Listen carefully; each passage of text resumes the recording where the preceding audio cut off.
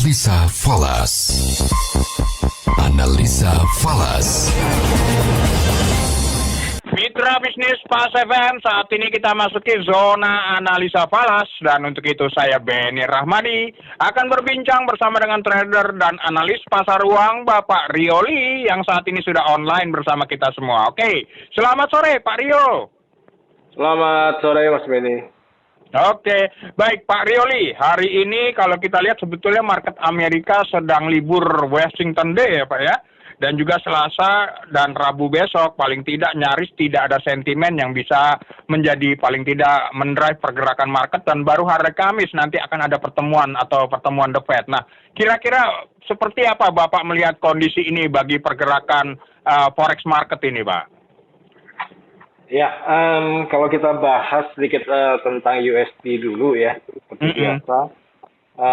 Kalau kita lihat minggu lalu, US dollar kembali melanjutkan kenaikan, walaupun kenaikannya sangat tipis ya, 0, something lah.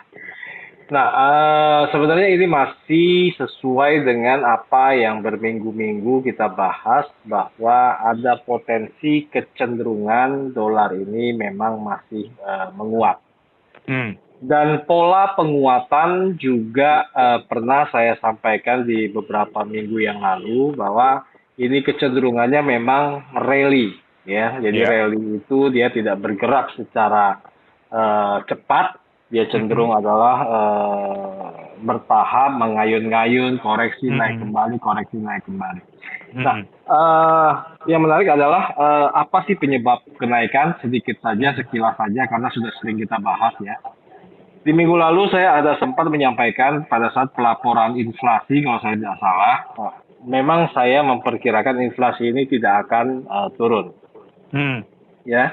Dan setelah report keluar CPI di minggu lalu, ya memang tidak turun. Artinya ada dua data yang cenderung adalah inflasi cenderung sedikit naik, ya, khususnya yang monthly, ya. Nah, apa kaitannya sebenarnya inflasi ini dengan pergerakan mata uang US dollar? Kembali lagi, yaitu terkait dengan masalah keputusan The Fed untuk menurunkan suku bunga. Dengan kondisi inflasi seperti itu, saya pikir ya memang masih seperti yang sering saya sampaikan, bahwa ada potensi dolar ini masih belum bisa turun. Demand atas dolar ini masih ada. Karena apa? Karena dengan laju inflasi yang seperti sekarang, kelihatannya The Fed juga belum akan memotong suku bunganya. Dan kalau kita lihat di tools untuk pengukuran confident, penurunan suku bunga ataupun kenaikan suku bunga, itu memang tercatat nanti di bulan Maret belum ada rencana atau belum ada confident ya, maksud saya, untuk dipangkas suku bunga. Artinya suku bunga masih akan tetap. Nah, sekarang pergerakan ini kenapa menjadi kecil di minggu lalu, termasuk juga sedikit di hari ini, ya seperti yang Mas Benny sampaikan tadi, market akan cenderung menunggu The Fed meeting nanti pada hari Rabu dini hari atau hari Kamis dini hari atau Rabu malam, ya. Ya, saya pikir market akan menunggu itu. Jadi, bagaimana pergerakan ke depannya, saya pikir akan banyak dipengaruhi oleh apa yang akan disebutkan oleh The Fed. Cuma yang menjadi pertanyaannya, ini kan masih hari Kamis, lantas di awal pekan ini bagaimana? Nah, untuk di awal pekan ini, untuk US dollar, saya lebih cenderung menyarankan adalah buy low atau buy on dip. Artinya jika ada penurunan dari US dollar, maka bisa dimanfaatkan untuk melakukan buy. Tapi kalau dia sudah bergerak terlalu tinggi, itu jangan lagi untuk dikejar. Saya pikir ini strategi yang paling wise dalam situasi pasar menunggu keputusan The Fed atau hasil meeting The Fed ya. Nah, itu untuk US dollar ya. Tapi paling tidak sampai dengan Kamis nanti, range pergerakan support dan resisten dolar indeks sendiri akan bergerak di kisaran berapa kalau menurut visi Bapak? Mungkinkah tembus di bawah 104 gitu Pak, atau justru Bapak melihat akan bertahan di levelan 104, lalu naik lagi, mendekati 105, turun lagi, seperti itu, Pak? Saya kira tidak akan jebol ya. Dia akan bertahan di 104 dengan batas bawahnya 104,1. Ya, kemudian mungkin di batas atas paling atasnya adalah di 104,6. Ya, jadi itu saya kira itu range pergerakannya. Nah, sebenarnya kalau kita mengacu kepada angka tersebut, mungkin level-level sekarang cukup reasonable jika ingin dilakukan buy karena sekarang angka ada di 104,2. Betul. Ya, atau kalau misalnya dia break sedikit di bawah 104,1, saya pikir ini juga bisa dimanfaatkan untuk melakukan untuk menyimpan sedikit untuk US dollar. Oke. Pak, mengenai currency-nya sendiri apa Pak yang menarik Pak? Karena kalau kita melihat data minggu lalu juga diumumkan terjadi resesi di Inggris dan juga Jepang nih Pak. Gimana menurut Bapak? Betul.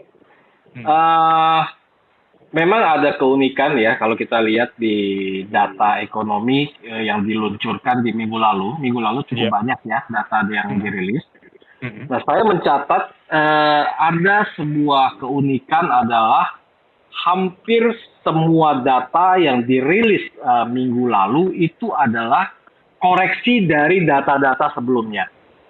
Jadi maksudnya misalnya di Inggris ya, yang selama ini datanya buruk, kemudian dilaporkan membaik di minggu lalu. Begitu juga negara-negara lain. Artinya ada sebuah koreksi. Maka kalau kita lihat condong dari pergerakan harga di minggu lalu adalah cenderung rata-rata kalau kita lihat flat. Jadi setelah naik, balik lagi turun dan sebaliknya. Nah, sekarang kalau mau dikaitkan dengan mata uang apa yang cukup baik di minggu ini, kalau saya melihat mungkin bisa melirik untuk sedikit koreksi di Japanese yen. Oke. Ya, jadi ada kenaikan Japanese yen. Kenapa? Karena minggu lalu Jepang itu melaporkan data GDP yang cukup baik, ya, kenaikan yang cukup signifikan. Saya pikir itu bisa menjadi satu konsiderasi. Namun kalau kita lihat dari yang lainnya, CPI misalnya yang direpotkan di Inggris gitu ya, itu masih cukup tinggi, yaitu di angka 4%. Jadi saya melihat ada kemungkinan juga negara non-US juga akan mempertahankan suku bunganya. Ya, jadi tidak serta-merta akan langsung memangkas.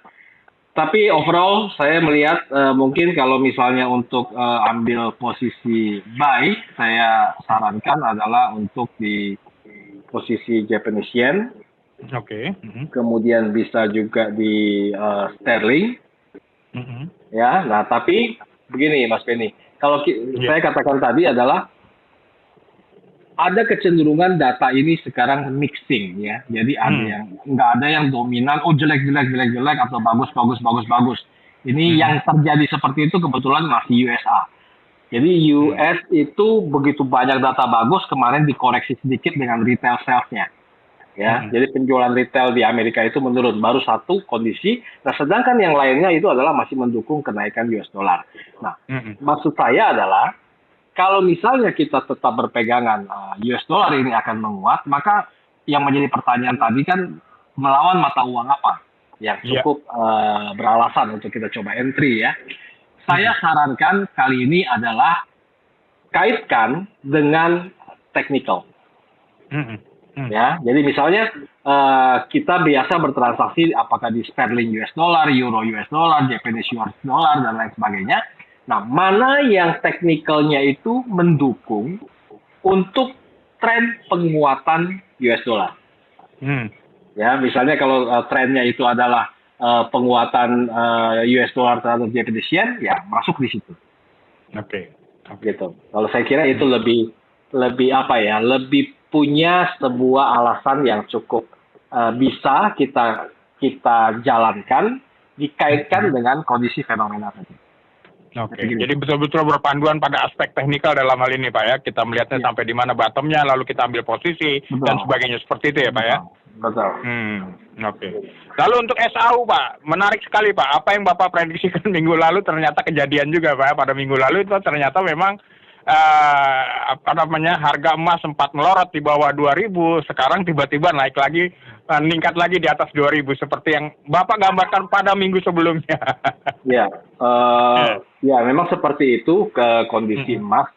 Saya kemarin memperkirakan dengan adanya potensi penguatan dolar, emas itu akan cenderung terbawa terlebih dahulu, kemudian ada penurunan, kalau kemungkinan besar dia akan pecah angka 2.000-nya, namun di saat dia pecah angka 2.000 kemungkinan dia akan balik lagi.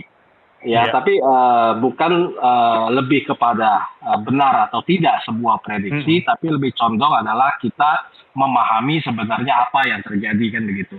Nah, saya melihat memang emas ini kenapa belum bisa turun dikaitkan dengan kondisi stabilitas ekonomi dan forecast ekonomi.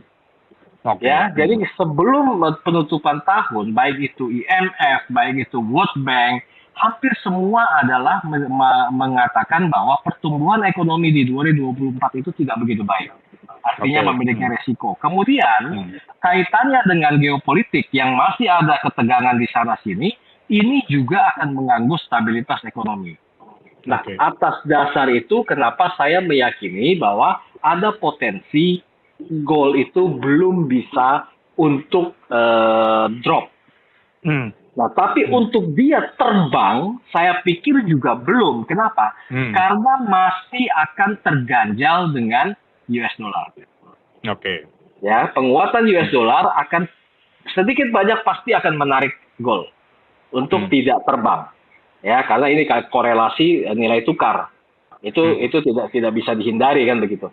Nah, tinggal kita lihat makanya apabila misalnya di hari Kamis ya ini ada terjadi statement dari The Fed yang condong hawkish ataupun dovish, maka inilah yang akan menjadi penentu kekuatan atau booster untuk si gold ini akan cenderung lari kemana dalam poin yang lebih banyak. Misalnya contoh, akan cenderung hawkish, berarti ada penguatan kan, maka ada potensi gold akan terjadi koreksi lagi ke bawah. Nah, sebaliknya, kalau misalnya justru The Fed condong untuk lebih dovish atau lebih ada kejelasan mau memangkas suku bunga, maka siap-siap buy gold itu akan ada pergerakan yang cukup signifikan ke atas. Saya pikir itu. Oke, baik, keputusannya kita lihat nanti hari Kamis nanti seperti apa gitu Pak ya. Ya, betul.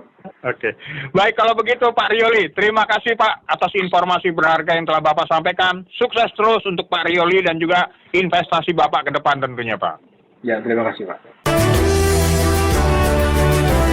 Mitra bisnis, segala bentuk investasi memiliki resiko. Untuk itu mitra bisnis, pahami resikonya sebelum berinvestasi. Jadilah investor yang bijak.